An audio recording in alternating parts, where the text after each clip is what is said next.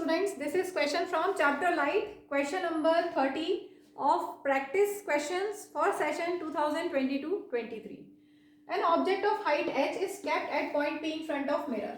तो ये जो मिरर है, फिगर दिया हुआ है, मिरर कैसा है, कॉनकेव मिरर है और ऑब्जेक्ट को p पॉइंट पे रखा है. वैसे हम p को पोल से डिनोट करते हैं, पोल को p से डिनोट करते हैं, लेकिन यहाँ पर p कोई और दूसरा पॉइंट है जहाँ पर ऑब्जेक्ट हमने रखा है. ठीक है. The height of image produced is h dash. तो ऐसे केस में हाइट h डैश प्रोड्यूस होगी. इन्होंने रे डायग्राम कंप्लीट करने के लिए नहीं बोला है, लेकिन मैं जस्ट समझाने के लिए इसको कंप्लीट कर देती हूँ और height of image h dash हम यहाँ पर बना लेते हैं समझने के लिए. तो जब ऑब्जेक्ट c और f के बीच में होता है तो क्या होगा, लाइट रे जो फोर रूल्स हैं रे डायग्राम बनाने के लिए, उसमें से एक फॉलो कर रही हूँ. Light ray is parallel to principal axis then after reflection it passes to focus. और अगर लाइट रे कोई फोकस से इंसिडेंट होती है तो it goes parallel to principal axis after reflection. ठीक है. तो ये लाइट रेज कहाँ मीट हुई, यहाँ पर, तो ये इमेज बन गई. तो इमेज कैसी है, h डैश, ये दिया हुआ है क्वेश्चन में. ठीक है. जो इमेज बनी, when object is between focus and centre of curvature then image will be formed beyond c, beyond centre of curvature. In the diagram f is the focus and c is centre of curvature. अब आगे क्या पूछा है उसको समझने से पहले आप वो ध्यान कीजिए जो आपकी टेक्स्ट बुक में टेबल बनी हुई है, जिसमें 6 केसेस हैं.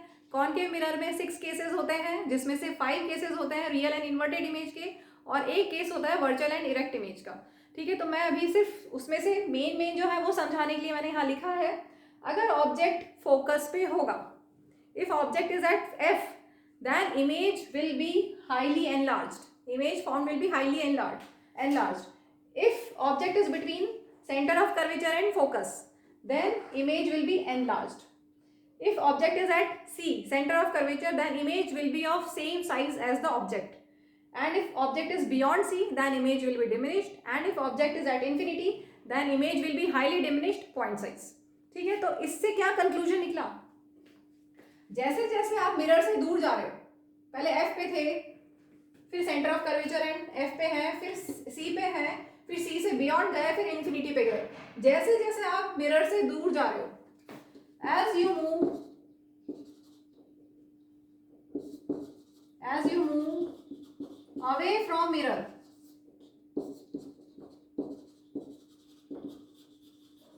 size of image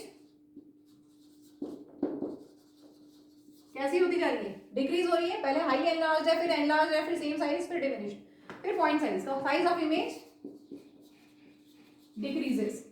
ठीक है. If you move away from the mirror, size of image धीरे धीरे डिक्रीज होती जाएगी. अब क्वेश्चन में यहाँ पर है first part, if object is now move to point C.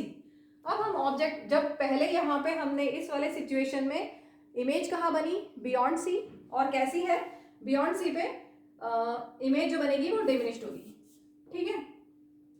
Object कहाँ पर है, sorry, object between C and F, extremely sorry, object है बिटवीन सी एंड एफ, तो इमेज कैसी है, एनलार्ज्ड. ये एनलार्ज्ड इमेज है, ऑब्जेक्ट से बड़ी है.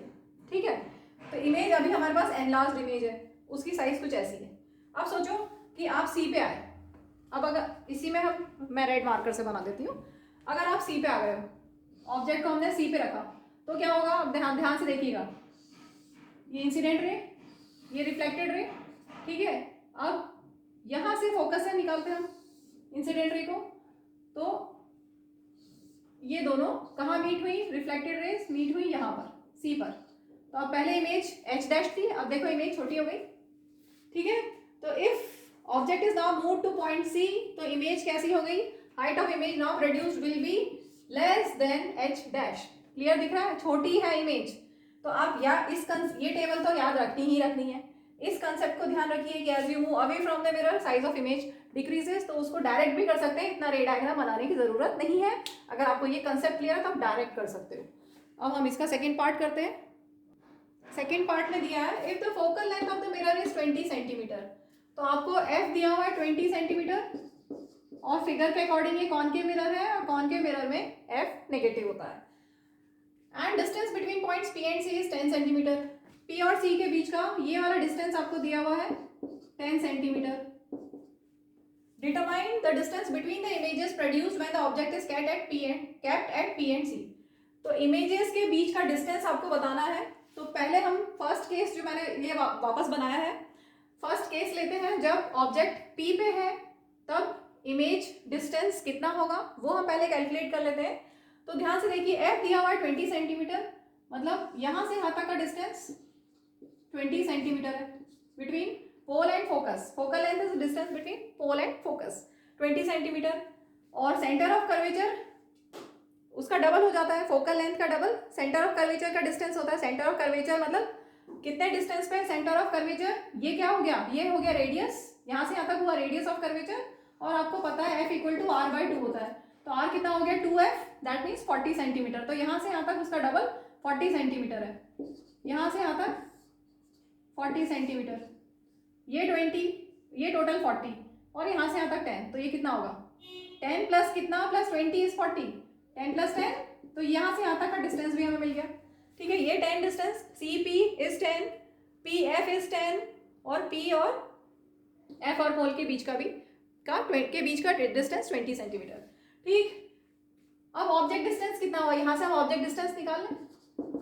ऑब्जेक्ट कहाँ पर है, पी पे, इनिशियली ऑब्जेक्ट पी पे है, तो ऑब्जेक्ट डिस्टेंस कितना हो गया 10 प्लस 20 30 सेंटीमीटर। और नेगेटिव लेंगे क्योंकि object distance is always and always negative, क्योंकि साइन कन्वेंशन है, हम जब भी रे डायग्राम लेते हैं तो हम ऑब्जेक्ट को लेफ्ट साइड में लेते हैं और लेफ्ट साइड में कार्टेशियन प्लेन में नेगेटिव एक्स एक्सिस पे नेगेटिव होता है।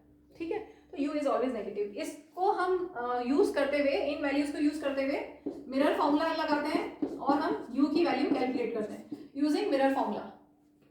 1/v equal to 1/f minus 1/u।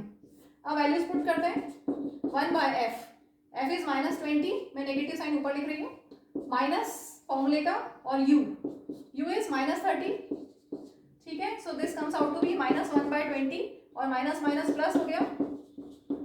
अब हम एलसीएम लेंगे, यहाँ पर हो जाएगा -3, इधर हो जाएगा +2, दैट इज -1/60। 1/v इज -1/60, तो v कितना हो गया -60 सेंटीमीटर। तो इमेज कहाँ बनी 60 सेंटीमीटर डिस्टेंस पे, यहाँ से यहाँ तक का डिस्टेंस मान लीजिए कि 60 सेंटीमीटर है। ठीक है, तो पहले वाला केस हमने कर लिया। अब इसके बाद हम जो सेकंड सिचुएशन थी, जब ऑब्जेक्ट को हम सी पे लेके आए तब इमेज डिस्टेंस कितना हुआ वो हमें निकालना है और फिर हम दोनों को डिफरेंस कर देंगे। तो जब ऑब्जेक्ट सी पे था, तो ये आपका रे डायग्राम, फिर लाइट रे फोकस से जाएगी और पैरेलल टू प्रिंसिपल एक्सिस, तो इमेज बन जाएगी सी पे। ठीक है, ऑब्जेक्ट सी पे जब है तो इमेज भी सी पे होगी सेम साइज की। तो यहाँ पर तो सेम साइज है, जितना ऑब्जेक्ट डिस्टेंस उतना ही इमेज डिस्टेंस, तो डायरेक्ट लिख दें ऑब्जेक्ट डिस्टेंस हमारे पास यहाँ पर कितना है 40 सेंटीमीटर। तो सेकंड केस के लिए जब ऑब्जेक्ट इज एट सी, तो ऑब्जेक्ट डिस्टेंस कितना है यहाँ से यहाँ तक 40 सेंटीमीटर और इमेज डिस्टेंस भी 40 सेंटीमीटर है। ठीक है, क्लियर हो गया। तो अब इमेज डिस्टेंस है 40 सेंटीमीटर, माइनस साइन नहीं क्योंकि दोनों माइनस मैं नहीं ले रही हूँ अभी कैलकुलेशन में, दोनों ही नेगेटिव साइड पे है। ये 40 सेंटीमीटर डिस्टेंस पे, यहाँ से यहाँ तक का 40 सेंटीमीटर डिस्टेंस और यहाँ से यहाँ तक का 60 सेंटीमीटर डिस्टेंस, तो इन दोनों के बीच का डिस्टेंस कितना हुआ, एक तो इमेज ये वाली इमेज और एक इमेज ये, इन दोनों के बीच का डिस्टेंस ये पूछा गया है। तो पहले डिस्टेंस था -60 सेंटीमीटर और अब है डिस्टेंस है -40 centimetre. So distance between images is 60 minus 40, that is 20